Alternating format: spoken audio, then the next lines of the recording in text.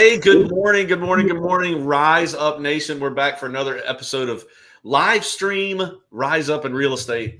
Wherever you're watching us, we appreciate you being here. We've got a special guest today. I want to give a quick summary. We're in season 6 of Rise Up in Real Estate.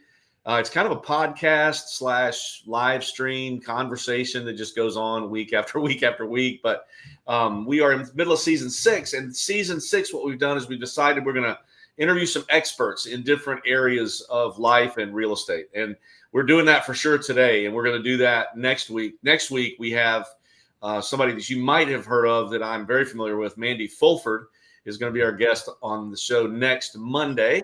So we're excited to have her. You guys tune in for that. We're going to talk about what it means to be a mompreneur. I didn't even know that was a word. She doesn't know that's what she's going to be talking about, but that's what we're going to be talking about. And today we've got a really cool special guest. Appreciate Andy being. Andy Richardson is a living legend. He doesn't even know that yet, but we're going to figure that out today as we talk.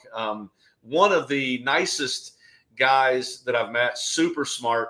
I don't know a lot about Andy, though, so we're going to get to know each other today on the show for you to watch, which is really cool. And I've already seen a question coming in. I don't know, maybe somebody just saying, hey. Oh, yeah, Lisa's on here. Good morning, Lisa. Nice to see you. You're faithful, Lisa. I love it. You must be learning based. That's what I would think. But Vince, welcome to the show. Glad you're here. Good morning. How you feeling? Good. Feeling great. Y'all, I like the T-shirt look, man. Is that T-shirt? Yeah, it's like it kind of blends. It's got a little polo, but going blazer, T-shirt lately. Been feeling it. Throw some nice jeans on, get away with it. It works. Yeah, I feel like if it were a checkered shirt and a black jacket, you look like Jared James a little bit today, huh? I don't know. I don't have quite the clout. He looks exactly like the coach for the Rams. Have you paid attention to that? Yeah, he does. He gets that a lot. That's what his Halloween costume was this year, he said. But anyway, Andy, glad you're here. We're coming off the heels of our gala. This is we're in late January 2024. No, gosh, 2025. Sorry about that. Just had a big snowstorm. We just had our big awards presentation gala this weekend. So we're coming off of all of that. And Andy, I'm glad you've taken the time to be on the show. Introduce yourself, Andy. Tell me, I don't even know this. Where were you born and raised? Yeah, good morning, guys. Thanks for having me. So I was born in Monroe, North Carolina, which is outside Charlotte. So we live in Wilmington now. It's about 3 hours from Wilmington. Ended up in Wilmington, went to school down here, really enjoyed school, stayed for 5 years in school, had a lot of fun, and just ended up in real estate. So that's what kept me in Wilmington, as a matter of fact. So you went to UNC Wilmington? I did. You're a Seahawk? I'm a Seahawk. Seahawk. That's a nice. I love Wilmington. I mean, what a great town.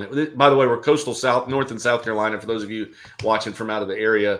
And Andy is part of our office in Wilmington called RE/MAX Essential. How long have you been with RE/MAX, Andy? So I've been with RE/MAX for 12 years now. Nice. I was first licensed in 2003, like literally right out of college. I started real estate school. I graduated on Saturday, of course, and started real estate school that following Monday. And so been in real estate since then.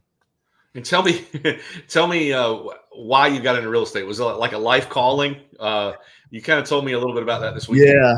It's funny. So, I mean, even though I spent 5 years in college, I still didn't have a clue what I wanted to do when I graduated. Right. I mean, I'm sitting there kind of towards the end of my 5th year. And I'm like, man, I don't know what I'm going to do. I had some ideas, but wasn't really sure. So I was sitting up late one night, and on the info commercial, came on talking about real estate investing.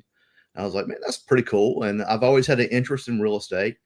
And so not really knowing what I didn't know, I kind of thought that I needed a real estate license to do real estate investing. So, one thing about me, when I make my mind to do something, it's done. Like I figure out the hows and the everything else later, but just do it. And so I immediately started looking at real estate schools and signed up for real estate school. So you were up late eating, mint chocolate chip ice cream. Probably, yeah. Do you remember who the infomercial was? Yeah, it was Carlton Sheets. Carlton Sheets. That's kind of dating myself a little bit there, but well, 2003. That's 22 years ago, man. You've been through it. You've been through a lot of markets. We could talk a little bit about that. Where Absolutely. do you think you get that? And we are going to talk about real estate investing for those of you listening. I forgot to say that in the beginning. Andy has quite a knowledge base he's going to share with us in a couple of minutes. But where do you think you got that that character trait of when you decide you want to do something, you're just going to do it? Where'd that come from? Your parents? My dad, 100% my dad. We are very much alike in that aspect. Is he around still? Does he do business with you? He is. Yeah.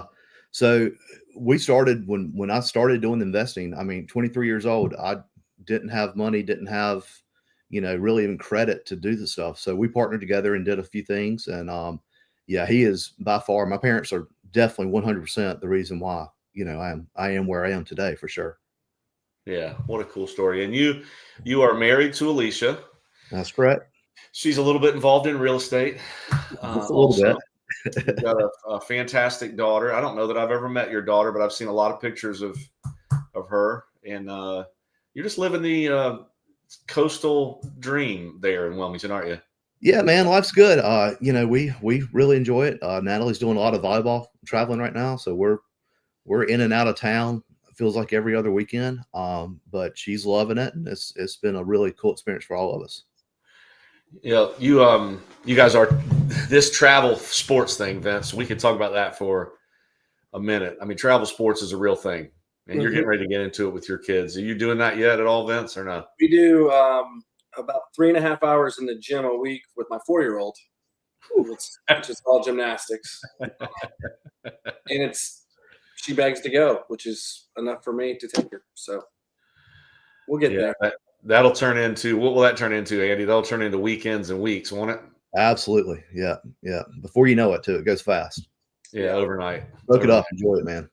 So your daughter has chosen volleyball. Is that the only sport she's picked right now? She really can't do anything else, can she? Yeah, I mean, that's kind of taken over. She was, she was growing up. She did a lot of gymnastics stuff, and then that kind of translated to some cheerleading. And but really, I mean, now that the travel volleyball stuff's going, she just kind of had to give up everything else. Yeah. All right, Vince, you want to know anything else about Andy personally before we dive into this this thing that you and I are so interested in? Yeah, no, I'm excited to learn how to make a little money today and then talk about some strategies and some things that you leverage. We were talking before about, dad or no dad or whatever. So I say we dive right in and give the people what they want, Tad.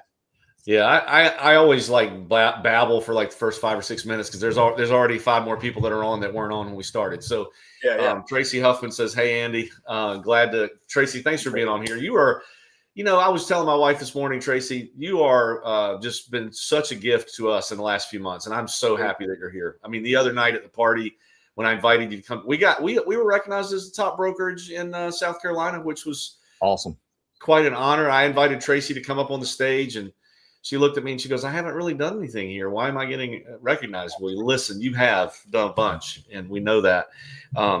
So yeah, let's dig into this thing a little bit. I hope my wife is on here.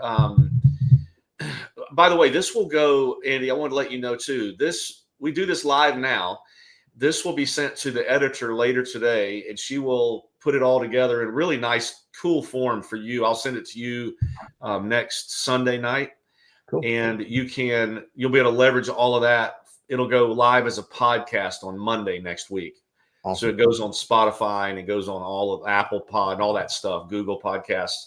So you'll be able to find it there. It'll be edited and stuff. So you'll go back and listen to how you sounded. Cool. You'll be super impressed. You'll be like, "Wow, that was so good." That's pretty cool. So anyway, let's figure this out. So it's unique. I already learned. You decided. I wasn't sure if you were like fully into real estate, and then you decided let's use this as this investment arm as like an ancillary service that we talk about, or an ancillary stream of income. Sounds like you didn't do that. You started investing right away. Well, so the funny thing is like I said, I decided that's what I wanted to do. Went to real estate school. As I'm sitting in real estate school, this is 2003. Market's kind of on an uptrend at that point. Pretty good market to be in. My instructor at the time was like, "You guys need to hurry up and get licensed. You're missing out, talking about type of money that you can make in real estate sales." Well, I had a pool cleaning business at the time. I mean, I'm 23 years old. I'm doing this kind of just to make a little weekend money type thing. I'm not making a lot of money at the pool cleaning business, but she's talking about the type of money you can make in sales. And I'm like, well, you know what? I'm getting my real estate license. I might as well get into sales. So I got a little I won't say sidetracked, but just kind of went down a different path there and started out in the sales world first, of course, while I'm looking for investment properties. So it took me about 7-8 months to find an investment property at that point. Okay. And isn't timing everything? Like, what if if it were 2007 and you were in that real estate class, I wonder how the conversation would have been going. Yeah, it might have been a little different conversation at that point. Was 2004, 2003, 4, 5 a good time to buy investment properties? Or you said it took you several months to find one. It was a fantastic time. Yeah, because we had a huge upswing. I'm sure, nationally, but especially in the Wilmington market, 4, 5, 6, going into 7, just had a huge upswing. So a lot of equity, a lot of appreciation there. Gotcha. And over the years, tell me, just to give the guests on the show like a perspective, how many properties, like what's your portfolio now? What has it been over time? What is kind of your method? Do you have a bunch of rental properties, or you do flips, or have you done both? What are you working on? So both. I really feel and honestly believe that the way to build wealth in real estate is through rental properties, holding and long-term rental properties. Long-term rentals. Yeah. And I mean, right now it's kind of funny I say that, but we're focused a little bit more right now on short-term rentals, only because the cash flow is a little bit better. And quite frankly, with a short-term rental, the property, we go in, do a little design features, we make it really nice. So you're doing what I call forced appreciation at that point. So you're actually adding value to the property. So right now we're kind of more focused on the short-term stuff, but I think to really build wealth in real estate, I really feel like that you need that long-term kind of strategy. Now you can hold a short-term rental for a long period of time, right? There's no rule that says you can't have short-term rentals that you're holding, but that's kind of what we focus on now. Do you consider more or less, I mean, cash flow matters, right? Why else are we doing this? Cash flow always matters. Yeah. But let's say the idea of a short-term rental nauseates some, and they have the cash to invest. They want the whatever. They might make $14,000 less, even annually on a long term, but their quality of life is going to be what they want it to be. Would you say go that route, or always take the cash flow, whatever makes the most sense? I mean, right now we do the short-term rentals for the cash flow, because there's such a greater cash flow there. And I mean, there comes a point when you're trying to kind of create that financial freedom is kind of what I call it. That's where you're replacing obviously your monthly expenses, say, with cash flow. At that point, I mean, I'm a big rich dad, poor dad guy. I mean, and looking from that quadrant, trying to be on the investor side of things or the business owner side of things. But at that time, you trade your time for that cash flow for sure, especially if you're doing the management yourself. So it takes a little bit more, and we have a mix. I mean, we really do. We have a mix. Tad asked about, flipping properties and stuff. I flip, try to flip 1 or 2 houses a year. And basically what we try to do is we try to take the profits from those flips and use those to purchase short-term investment properties or long-term investment properties. Interesting. So you said a bunch of times already, Andy, who is we? I mean, you don't have to tell me who is it. Alicia and you. Okay. Yeah, it's Alicia and I. Yeah. Okay. And I appreciate that, because it is that's neat for me. That's a family thing. And your daughter is super lucky to be surrounded by that. Like she'll learn those things by osmosis. Yeah, she's not real big on the clean out. So, when we, when we go in, I mean, and that's kind of one of the strategies I look for is I'm looking for something that needs some work, right? So that we can, I don't know about that. So that we can find that work, and go in there and really, really spend a lot of energy on forcing that appreciation. Okay. I had another question, Tad. Is that all right? Oh yeah. Fire away. All right. So there's this groupthink thing I struggle with in this world when I'm driving around. I have this thought that, all these investors are out there. They would have already bought that if it was a good deal anyway. So the question that leads us to, how are you finding these things? Is it, 20 years of your network and being local and all that, or can a guy that's, you say, new somewhere, even where to look and what questions to ask? Sure. Probably not finding these on the market, right? These are probably typically off market, 20% under market value, 30%, et cetera. So where do I look? So it's funny. So, I mean, I've used, just kind of going through the multiple strategies. I mean, we have, I look for pre-foreclosures. There's some websites out there. Zillow is a free resource for pre-foreclosures. You can find them there. I've bought houses at courthouse steps. That one was interesting, but we bought them there. I have found properties on the MLS. We flipped one last year that we found on the MLS. It was a townhouse. It was underpriced, but it needed a lot of work. And the lady had smoked in that house for 30 years. And I mean, they'd taken the pictures off the wall and you could still see the smoke on the wall. I mean, it was just, so that was it was a townhouse. It's more of a cosmetic flip. We went in there and did flooring, redid the entire kitchen, redid the bathrooms, obviously fresh paint, new light fixtures, and put it back on the market and flipped it. So you can find them there. I found them from other agents in our office. Sometimes they go on these listing appointments and they're like, man, this guy really needs to sell this house, but it needs a lot of work. And I don't think, he needs the money out before he can do any of the work, and it's not going to show well, and da, da, da. So, I mean, we've bought them there.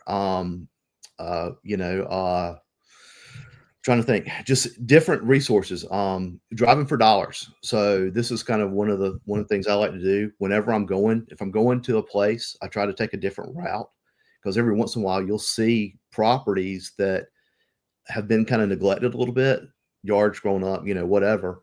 I add that to my list and I'll send them a letter. Direct mail is kind of our biggest resource for actually finding those properties. Okay. Got to get a new pin here. You got to get this show normally is for our guests, but today is for Vincent. No, it's so cool to hear, because I know a little bit about Andy and Alicia and enough about what they've done in life and all, where I would consider them folks that, I would want to model after, and, I would call them successful and things like that. So hearing that you're driving for dollars, which sometimes gets a bad rap, is pretty cool, man, that you're actually out there hitting the streets, taking notes of, oh, that's a little overgrown, I'm going to send them a letter, like that's just a different way of thinking daily. And, you might get 100 no's before that yes, but that's okay. Well, it's the same thing with like prospecting in real estate, right? From the sales side of things. I mean, I use a lot of the similar techniques. I just keep a notepad in my truck, and when I'm riding around, I'm like, man, that house needs some work. I wonder if they'd be, have any interest in selling it. And I've done that. Past clients have reached out to me before. They just inherited a property and the property was neglected and needed a ton of work, and they didn't have the money to do it. So, we just whatever we can do to find a deal. I'm always looking for a deal. Sure. What's do you have a threshold under what you would consider market value for you to have the green light to buy, or is it going to depend on how much work needs to be done? There's kind of a formula that is talked about a lot in the real estate investing world, and that is 75% of ARV. ARV is going to be your after repair value minus any repairs. So if you're putting, say you got to put $100,000 in a house, and you're looking for 75% of whatever that after repair value is going to be minus that $100,000. Okay. And we do a lot of, we kind of talked a little bit earlier. So there's a term in the real estate world called BRRRR. Have you guys heard of that at all? Yeah. So buy, rehab, rent, refinance, repeat. Okay. So, basically we do a good bit of that. And, so we're looking for those undervalued properties that need a good bit of work. That's where I've talked a couple times about forced appreciation. That's where you really find that golden ticket is you gotta go in there and really force that appreciation. So let's say the houses in the neighborhood, surrounding houses are, may have a little bit higher value at the time, right? But this house needs a lot of work. So we're going to go in, we're going to do a good bit of work and then force that appreciation on it. Go down those letters again. Buy, rent. Yep. Buy, rehab. Rehab. Yep. Rehab, and then rent, refinance, and repeat. Yeah, So Brandon is a great $1 million real estate investor. He lays the Burr method out really, really well. That was the Yeah. first real estate book I ever read. Was Brandon Turner, where he goes into Burr. I think he's probably done several Burr only books now. Yeah, so Brandon Turner, obviously, Bigger Pockets podcast was kind of where he's not doing that anymore, but that's where he kind of made his fame. David Green was his partner there for a while. So David Green actually put out the Burr book. So that's kind of like the Burr Bible is what that one's called and referred to. It's a fantastic book. Brandon Turner is another one. Gary Keller, he put out the Millionaire Real Estate Investor. That fantastic book. So those and kind of Rich Dad Poor Dad, those 4 or 5 books, I'd highly recommend anyone that's thinking about getting into the real estate investing world. Yeah, and I always thought it was cool. Those books are pretty cheap, right? So Yeah. Guys would call into that Bigger Pockets podcast and say, "Hey, I've read these 4 books. It cost me $92 total, and now I've got 7 properties, and my net worth's whatever." So it's very it's cheap education, but you have to do the education, right? Absolutely. Yeah, it's kind of funny. Alicia will tell you. So I've got my home office kind of has a library shelf, and I've probably got 400 books, and probably half of them are on real estate investing, and I've read every single one of them. But it's kind of funny, what you can pick out from, and a lot of them say the same things, but there may be like one golden nugget in each book. So you just take that and kind of incorporate it. Yeah, you're saying all this like I'm so glad you're on the show because you're saying all this like it's just second nature to you. Alicia told me this, and Alicia, I wanted to say this is not true. It's not all Andy. It's not true. You're one of the most humble people I've met. But you bring a lot to the table, Alicia, and you know this, and I know Andy does too. And I wanted to say also, Aaron Parker, just I know you're out there. I saw you on the show just a second ago. Listen closely to this, Aaron. This is the way to leverage what you're doing right now, man. What you're doing now. If you're looking for a bright tomorrow, this is it.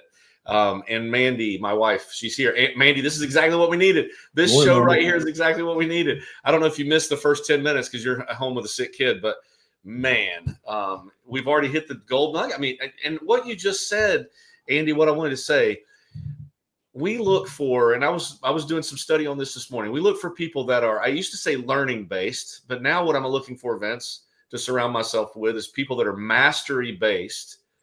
And what mastery means is once you learn exactly what you just said, Andy, once you learn something, you're trying to find that little bit more that you don't know about that thing that you already know.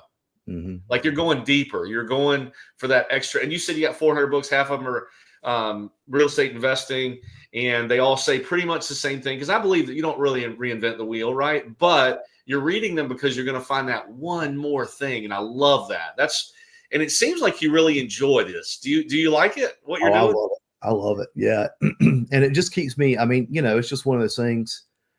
I've always, and Alicia will tell you this, I've always got to have a project. Always got to have something going on. And this is kind of my project. I mean, it just keeps me. Otherwise, she'll come home and I'll have the kitchen torn out, or I'll have a bathroom torn out the house or something like that. So I think she would rather me be out there finding properties and doing renovations. That's a good point. So I got a couple more questions. We can keep going. That's okay. So I think this will apply to everybody listening. So, all right, Andy. So I'm in the position. I've educated myself. I've read Burr. I know Burr. I buy it. And I'm like, man, I don't know how to repair a kitchen cabinet. Right. So are you best friends with a GC? Do I go get a GC? Do I watch YouTube on how to fix stuff? Where are we at on the repair side of Burr? So kind of funny. So back in 2008, real estate was, as we know, kind of at a downturn, right? And I was, just like everyone else. I mean, it wasn't the same market that we've had. So it was a struggle in 2008 from both the, we started finding deals, but the problem in 2008 was getting the money for those deals. It was kind of one of those things. So I actually got my GC license in 2008.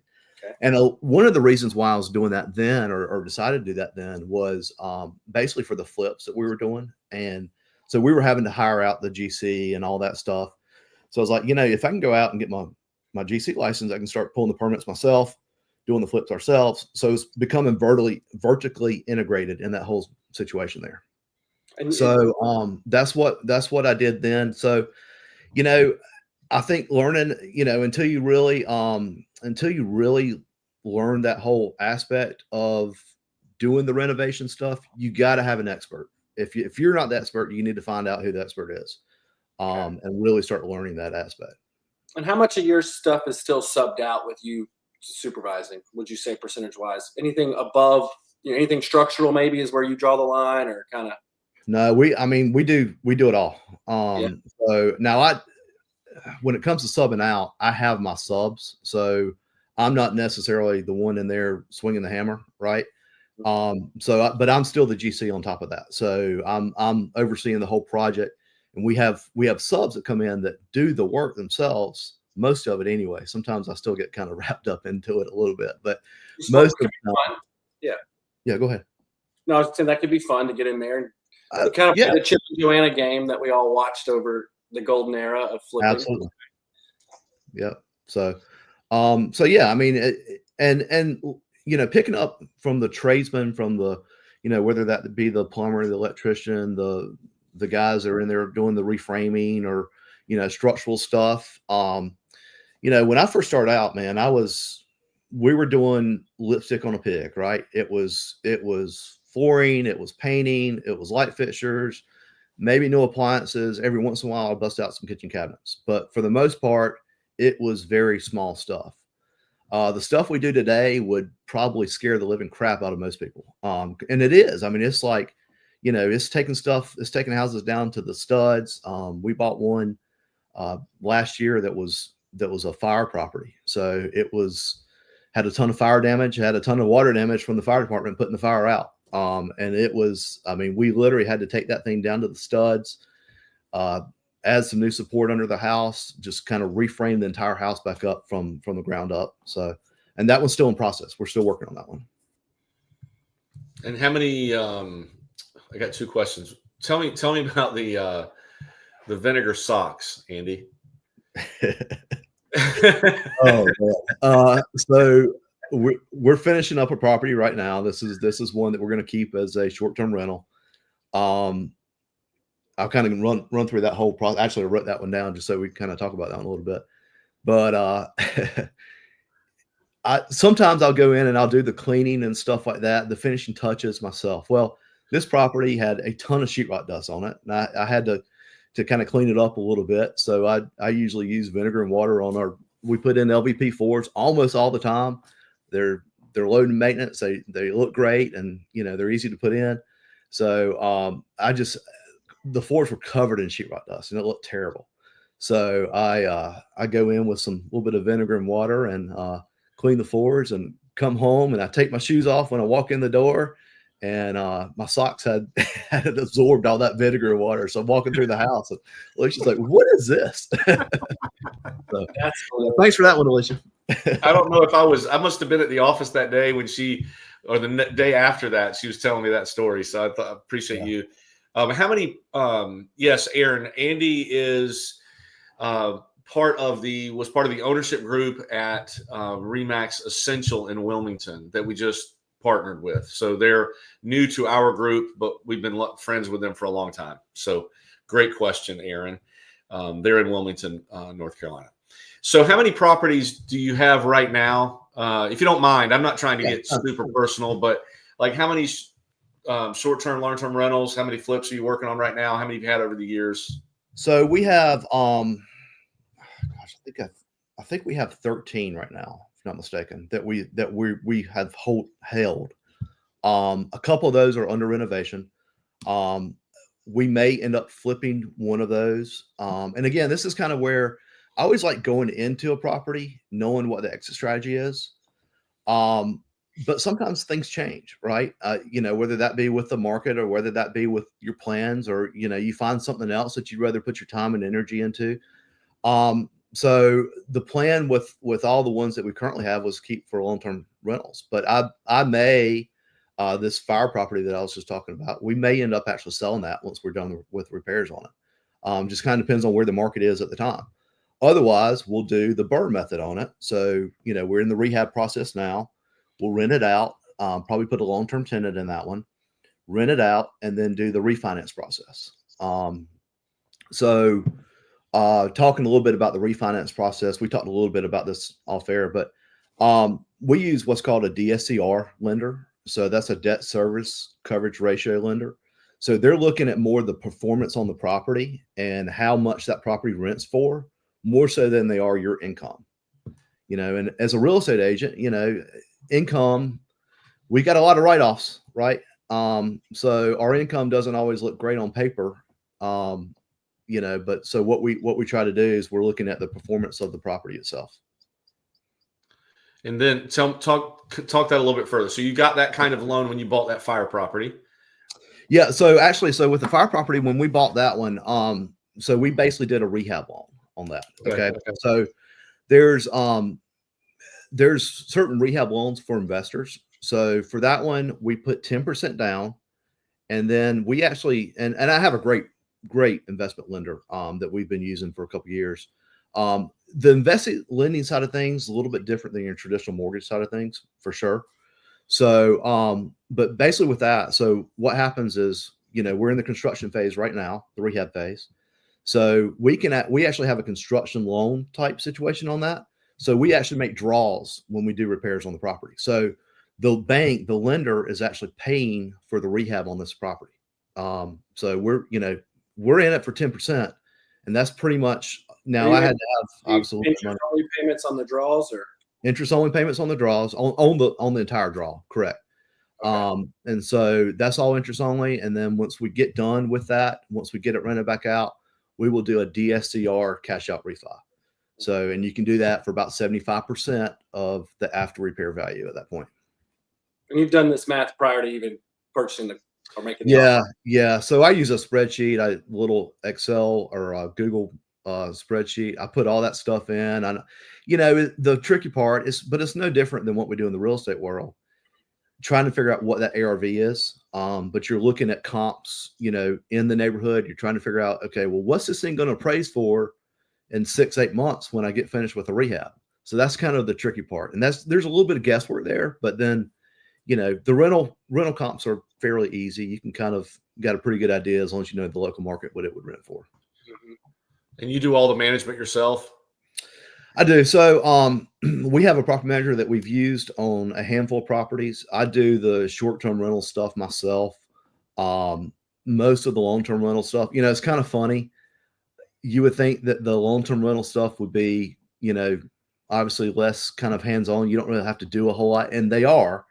But I'm kind of a little bit of a control freak when it comes to the short-term rental stuff.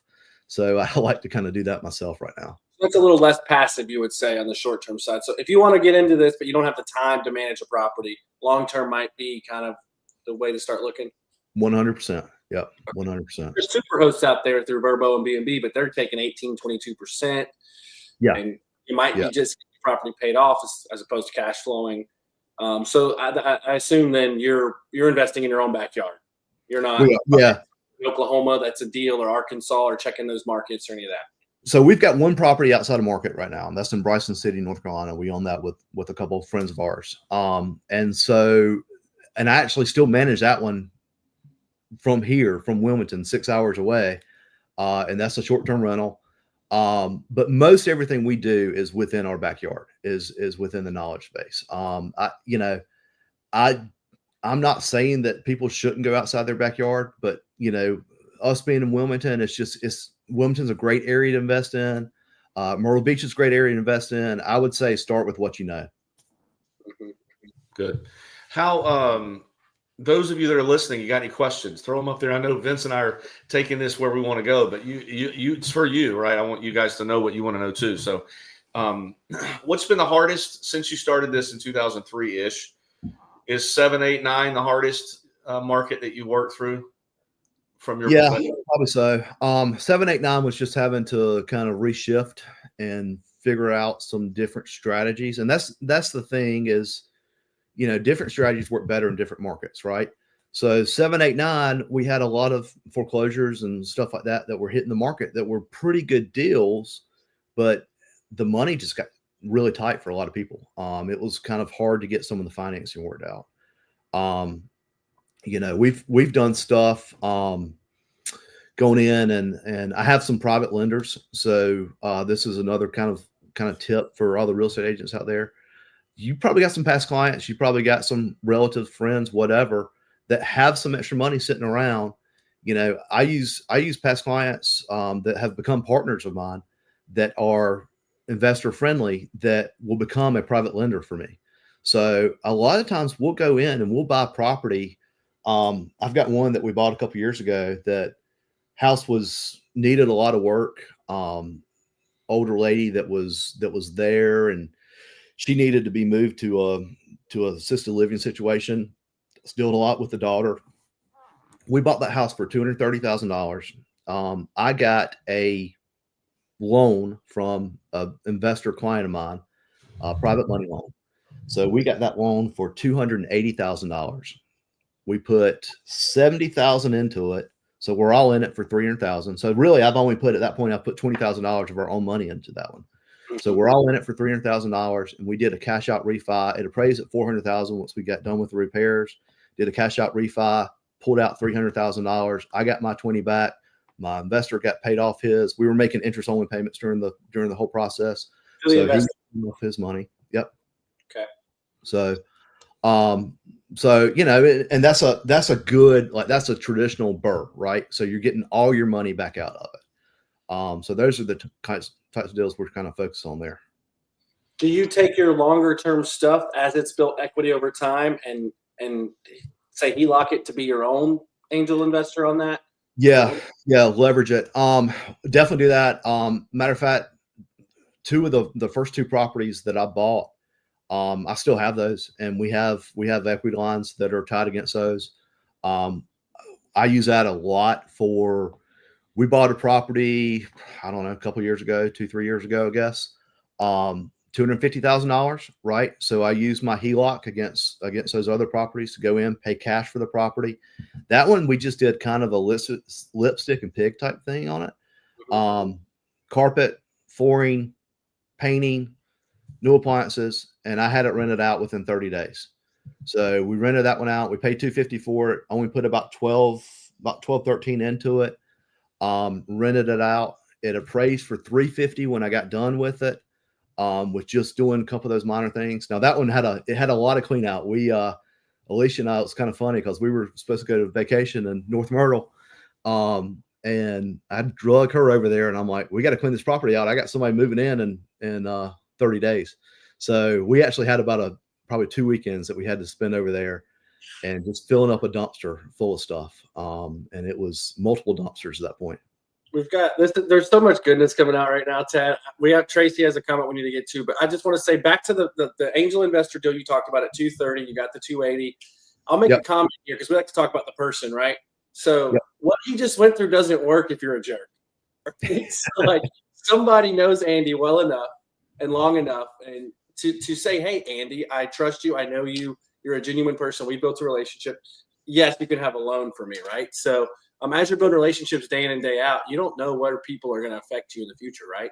That's exactly right. It always comes back to us for just being a great human. So that's just, that just shows how great of a human that you are, right? Which I can appreciate. So I appreciate that. And you've established yourself as you have to have a knowledge base also. Like they trust. Not only do they know and like you, but they trust you. And when you get to that point with any person, so you have partners too. Like it's not you do. There's just a lot of ways to do it, isn't there? There's a lot of ways to do it. Yeah, a lot of ways to skin a cat. We definitely have partners and have some fantastic partners. And a lot of my partnerships have come from previous real estate clients. We worked together. And last year we flipped a house with another investor client of mine, and actually got this deal. Vince, we got this one from another agent in our office who had the deal. Guy needed the money. We went in, we closed on it. He actually kind of a similar situation, but he couldn't move out because he didn't have anywhere to go because his equity was tied up in the property. So, traditional sales probably not going to work that well.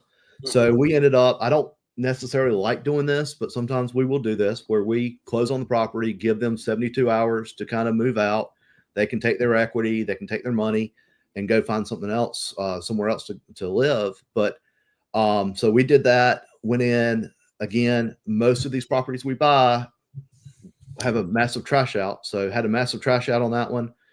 Put new flooring in there, put some paint on it, built a nice deck on the back and a nice privacy fence around the backyard, and put it back on the market and sold it. And it was, it was from the time that we closed on the property to the time it closed when we sold it, probably 6 to 7 weeks is kind of what I'm thinking. And made a nice little profit on that.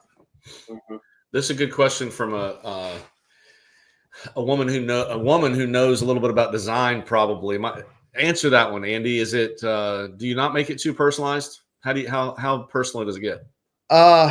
So I try not to make it too personalized. I mean, I try when I go into the to a property, I'm trying to, obviously you want it to kind of speak to the masses, right? So we always, or I won't say always, but 9 times out of 10, if I'm doing like a big rehab on it, we're doing kitchens, we're doing bathrooms. And that's kind of the situation there. Those are the first things, obviously, that sell a property. You walk in, you can wow them with the new floors and the fresh paint and all that stuff, but where you really get your wow is on the kitchen and bathroom. So we try to do it, I try to stick it design wise. We try to keep it pretty much to the masses there. And once you find a light fixture that works, do you do that in other houses? All the time, man. My Amazon shopping list is pretty consistent with a lot of the same material, and it also works out well, right? Because if styles changes over time, I'm probably going to be up the creek on that one, but it works out well because when you start using the same product over and over again, it just makes it a simpler process. Right. Yeah. So there's got to be people out there going, okay, this all sounds great, but it's not really that easy. If it was, everybody would be doing it. To where I would argue that those with the courage and the education probably are all doing this. But I've got to ask, Tad is the ultimate optimist. We know about Tad. I can keep myself up at night thinking about things that will never, ever happen, and I'll convince myself they will.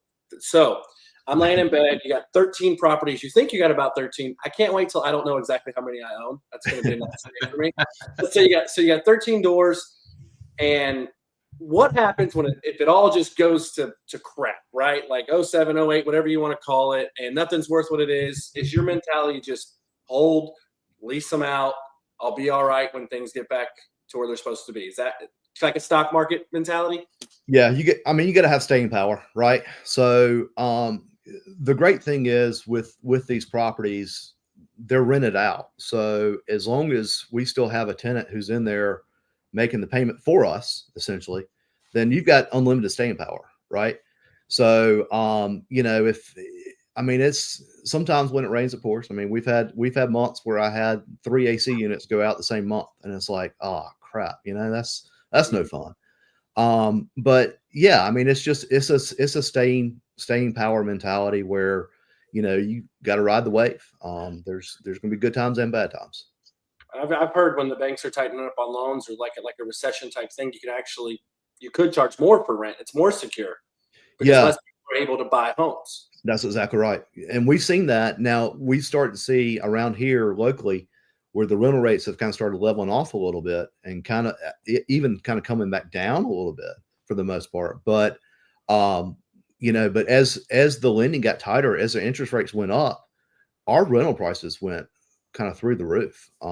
So it's kind of crazy, when I think about, what I'm renting these properties for now, especially the ones that I've held for 15, 20 years, it's really crazy to think about the difference there. And guess what? My mortgage payment didn't go up that much. I mean, the taxes and insurance went up a little bit, but the mortgage payment didn't go up a whole lot. So inflation continues, but fixed rate 30-year mortgages don't. They don't. Right. Yep. That's exactly right. So we got a question here from an unknown stranger, and I was actually thinking this same question. So I'm glad. I wanted to hear a bad story. Lawton says, what do you have as an example of a big flop, if you have one, that you learned some stuff? Man.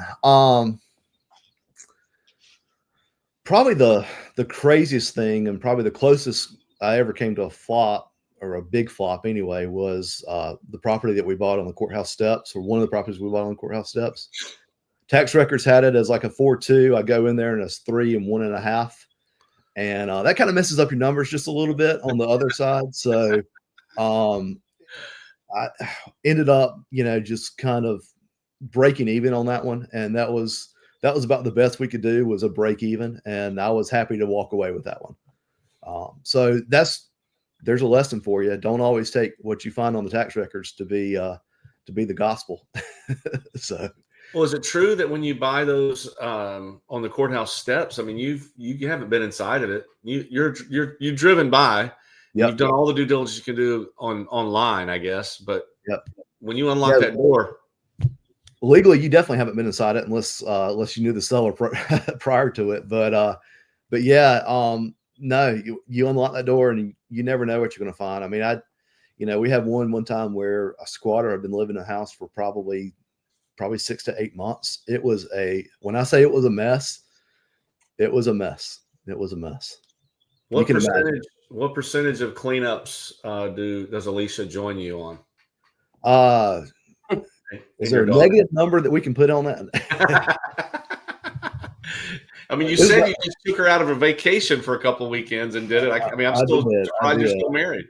I know she definitely pulled a weight on that one for sure. That's funny. You're probably at a point now where there's a crew you can pay to get most of that junk out of there. Yeah. So kind of fun. So going back to kind of that 2008, 2007 market, right?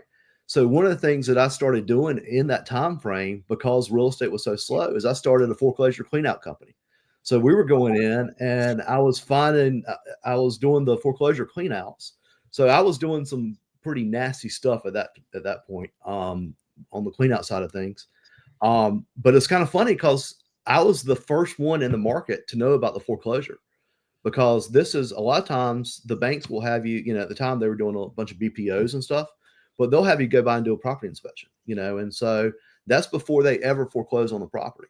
So, that's even before the notice of default come out. So it was kind of a cool thing there. The 5 years in college, was it for business or? Man, come on. Tell me it took me 5 years. I was cleanout companies, and you have a 5-year degree. Come on, what are we doing? The reason it took me 5 years, I was a chemistry major for 3 years, and I hated it. Okay. I was stuck in a chemistry lab for 8 hours a day, it felt like, and I couldn't stand it. And I took one psychology course, and I was like, that's kind of cool. Like, and I'm out and about. I'm like, this is kind of cool. So I ended up switching my major. That conversation with my dad did not go very well. Sure. So I called him up and I said, hey, I know I've been doing this chemistry thing for 3 years, but I don't know what I'm going to do. I kind of want to switch my major to psychology. So of course they supported it 100%. My parents supported it 100%, but it was an interesting conversation for sure. I asked our coach, Tad, I have a GI Bill to use. I said, what's the most usable degree I could get that the government's going to pay for? He said, get a psychology degree because you'll learn people. And that's where you'll make your money, right? But interestingly enough, Aaron Parker, who is on this right now, PhD in chemistry, right? Chemistry or physics? Yeah. Both at Remax, Central Remax Southern Shore, selling real estate. Pretty cool. Yeah, she got a PhD from Notre Dame, so she's no slouch in chemistry. Yeah, nice. And she just had an incredible first 8 months in real estate, which is remarkable, while most of the people are complaining about how things are. So listen, I can tell after talking to you for this 45 minutes so far, you've got an entrepreneurial spirit, right? I mean, you just confirmed it. You said you had a pool company when you were 23. That doesn't happen like just by accident. You had this foreclosure business, clean out business because you had to or wanted to. What's next, Andy? What's new about this whole ancillary business that you've built? Like, what excites you about the future? Is it more of the same and just getting better at it? Or are there new things on the horizon you can kind of tip us off to? I definitely think it's kind of more the same. One of the things with my GC license there for a long time, I just did our flips, right? I just did our flips. I'd have clients reach out to me and say, hey, can you do our kitchen? Can you do our bathroom? Can you do whatever? I wasn't really set up for that. I mean, I was set up for my crew to go in and do the stuff that we were doing. And that was kind of pretty much it. So we actually kind of opportunity presented itself a few months back, and it was a construction company. So I ended up kind of absorbing that construction company and taking over. And so now we're starting to do more kitchens, more baths, decks, stuff like that for other people. I've grown that construction side of things. And that's part of the becoming vertically integrated is, when I have kind of a separate construction company situation, we talk about the property that we're doing, that we're finishing up right now. That's going to be short-term rental for us. When we get the draws from the bank, or the one that we're doing downtown Wilmington, that was a fire property, when we get the draws to the bank, I pay that money to my construction company. Construction company then pays the subs. So I'm able to kind of do that vertical integration within ourselves. So we're probably going to continue to do more of the same, kind of keep that aspect of it flowing a little bit more, and stay the course. I mean, I don't have an end goal. I don't have a stopping point. I don't know when that day is going to be, but we're just going to keep on doing what we do. He means it when he said, dive in, figure it out later, right? Dive in, figure it out later. Yeah. Yeah. So a lot of people gained a lot of appreciation over the last few years, right? From 19 to now, the appreciation's been much higher than we expected. Say somebody wants to get in this game. They've got a little bit of cash in the bank, but they've got a lot of equity. Do you advise us to look into your personal residence, pull some equity, leave yourself a nice bit? Say someone's got 250 in equity. Would you take 100 of that and do your first one with it? 100%. I fully believe that debt is a leverage, and leverage is the way that you build wealth in real estate. And especially, so one thing that we really haven't talked about, I'm not a CPA. I mean, that's not what I do. But most of the people that we're talking to today are probably real estate professionals, right? Yeah. And if they're not taxed as a real estate professional, if they don't have that IRS code real estate professional or whatever, they need to look into that. So the real estate investing side of things can really help you offset your tax bill to Uncle Sam through the commission income that you receive. And so, and I would advise, people that are real estate professionals out there selling real estate, think about buying one house per year and just do that for the next 10, 15, 20 years. And it sounds like a lot, right? It's really not. It's really not. You can do it as we mentioned before. You can do it if you find a rehab property. You can do it for as little as 10% down. Try to find one that's below market that you can put some equity into, some sweat equity into, and later on do that cash out refi on it and pull your money back out, get your money back out, repeat the process. But what you're doing at that point is you're really, as a real estate professional, you're really reducing your tax bill to Uncle Sam. You've got we all know about appreciation, right? But there's also the depreciation, where you can depreciate property over 30 years. That reduces your tax bill. The taxes, insurance, interest you pay on the property also reduces that tax bill a good bit. So it's just something that I would 100% recommend, Vince. I think it just, I'd rather pull that equity out of my personal property, put it into investment property, than have to send money to Uncle Sam at the end of the year. Sure. How about this one right here? Look at this. Cindy Cobb. That's awesome. Yeah, Cindy, I'm so glad that you sent this message, because I was going to call you today, and now I'm not going to, because I wanted to personally, the other night was so crazy, Cindy. I don't know if you're watching this or just listening, but the other night was so crazy. I didn't say from the stage what I wanted to say. Congratulations to you on reaching that milestone that you shot for, and you met it. So congratulations on Platinum Club.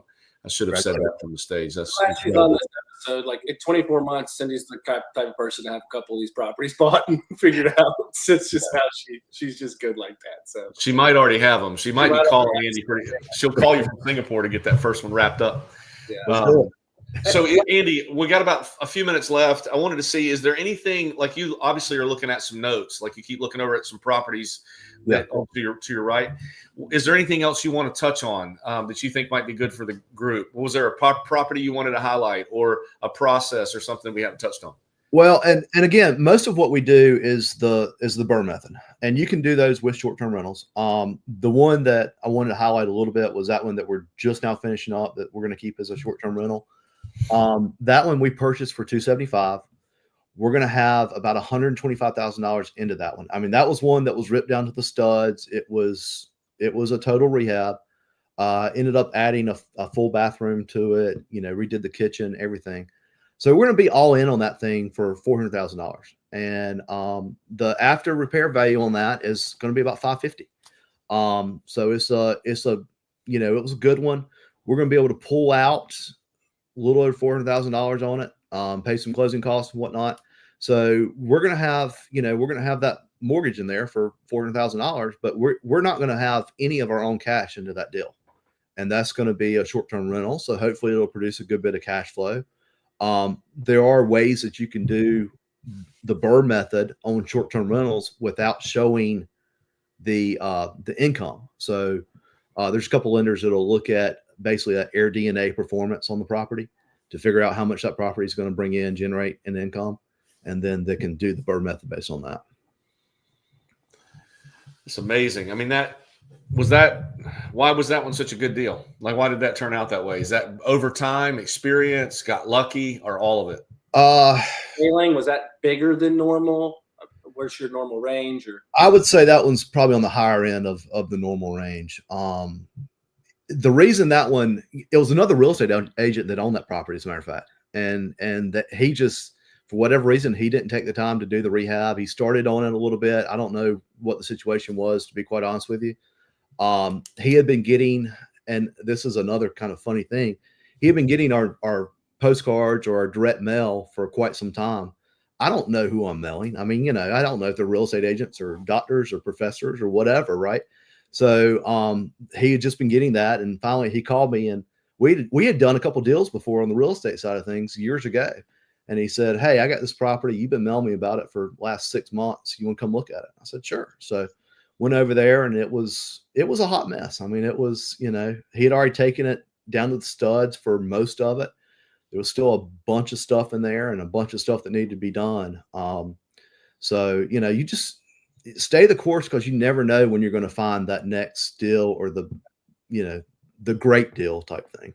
so that guy that says, "Oh, it's not a good time to do this." Well, people wake up every day and decide to sell something for less than it's worth because they want out of it. Every day they wake up.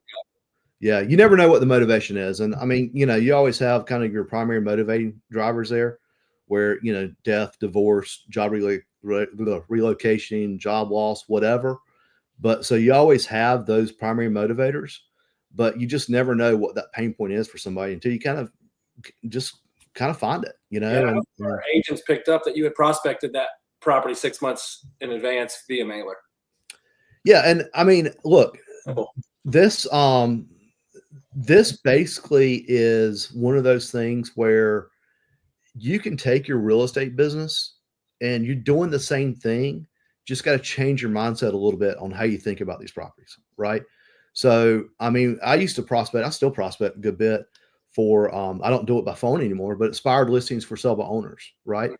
And I wish that over the past 20 some years that I would have been thinking more with the investment side of my brain sometimes than on the sell side of my brain. It was pretty easy to go out there and get that listing, get that sell, right? But to think about the number of properties that I should have, and over the time I should have been like, man, I could have kept that house. That was a great deal. I should have kept that house, or type of thing. So just gotta kind of change that mindset a little bit. And talk to me for a minute about emotion versus logic. Sitting in your chair daily, Alicia's chair daily, and thank you for the diamond reference, Alicia. We got that. I love that. And I love the farming aspect of this. Like, I would love to ask more questions about that because I'm interested. But tell me, where do you fall on the spectrum of emotion versus logic when you're sitting in the chair you're sitting in every day? I try not to be emotional about stuff. Those are business transactions, and I try to look at it as a business transaction. It's kind of hard because, man, you hear some tough stories, and it's, you want to help people out, and that's kind of what the end goal is, right? You want to help people. At the same time, you've got to run a business. So you got to draw that line somewhere between that emotional side of things and the logical side of things. So it's got to be it's got to make sense from a business standpoint, but yet if at the same time you can create a win-win situation for everybody, that's a good one. That's a good situation to be in. We had a client, friend of ours, who's fortunately his father passed away. He inherited the property. He ended up putting a tenant in there. The tenant wasn't paying their rent every month. He wasn't an experienced landlord by any means. This is kind of, we could probably go on for another 2 hours on this, but we ended up buying the property subject to the existing mortgage. So basically I took over that existing mortgage. We bought that property subject to that existing mortgage. Yes, that's the thing. Yes, you can do that legally. And we got the tenant out of there, started making monthly payments to him. So he was actually getting more money because we were paying him for the equity he had in the property. So he was actually getting more money than he was with that tenant in there because he wasn't really even collecting anything with that. I went in, did the rehab on the property. We rented the property back out, did a cash out refi, gave him all his equity. That was, that's kind of a win-win situation for everybody because he's getting out of that pain point. He's getting out of that situation where, man, this tenant's not paying their mortgage. I got to come out of pocket every month. That I can't afford to do that much longer, and he's trying to figure out, what do I do here? So we went through that process and just kind of become a big problem solver there. So how do you solve that situation? So I'm going to stop now because I could talk for another hour, but I know what people's threshold is. They might listen to this on 2 trips to the store or to a client, but they're not listening to 3. What's cool to me about this is that you have a person here, Vince, that's clearly super knowledgeable through experience and through learning hardware. He's got his GC license, for crying out loud. And he's learned all of these things. He had a couple of businesses associated with it, but he's a real genuine human being. I mean, you're fun to talk to. You're relatable. I think everybody on the show would agree. Can they reach out to you, Andy, if somebody wanted to? Yeah. What's the best way to grab you? You got a good email that you can send it to? Yeah. So you can email me at andy@andyrichardsonrealestate.com. It's kind of a long one, but it's pretty simple. andy@andyrichardsonrealestate.com. Okay. Or we can put up my cell phone number. You can always send me a text. That's 910-233-5166. So feel free to send me a text as well. Yeah, I think that's the beauty of this show is the relationships that we make. This is not related, but it is related. I just want to ask you this. Do you have a bunch of money also tied up in the stock market? I do. Do you have Bitcoin? No, I don't have a lot of crypto at all. Okay. I had a little crypto portfolio, kind of liquidated that a little bit. But I use the leverage in the stock market to buy real estate. I mean, so we have some longer term, investments and holds and stuff like that. But I'll borrow off of that to buy real estate all day long. Absolutely. That would be real estate, obviously, is your go-to. Yeah, 100%. And how much other real estate are you doing, buying and selling on a traditional basis? As far as on the sales aspect of things, yeah. I mean, still plugging along. People that come to you though, you're not prospecting in that regard, right? No, I'm not doing the prospecting that I did 15, 20 years ago, even 10 years ago. I mean, quite frankly, I mean, I've been fortunate enough to build up a good basis of past clients and referral partners and whatnot. And so we still, I still do that, but we just, not as much as I used to. Awesome, man. Thank you very much for opening up your playbook. Like, collaboration is one of our key core values in our organization. And, for you to you have an abundance mindset because you're not concerned with sharing your trade secrets. I mean, you said it earlier, not really trade secrets. I'm interested. I could ask you questions like, how many people are still investing alongside you that were doing it in 2003?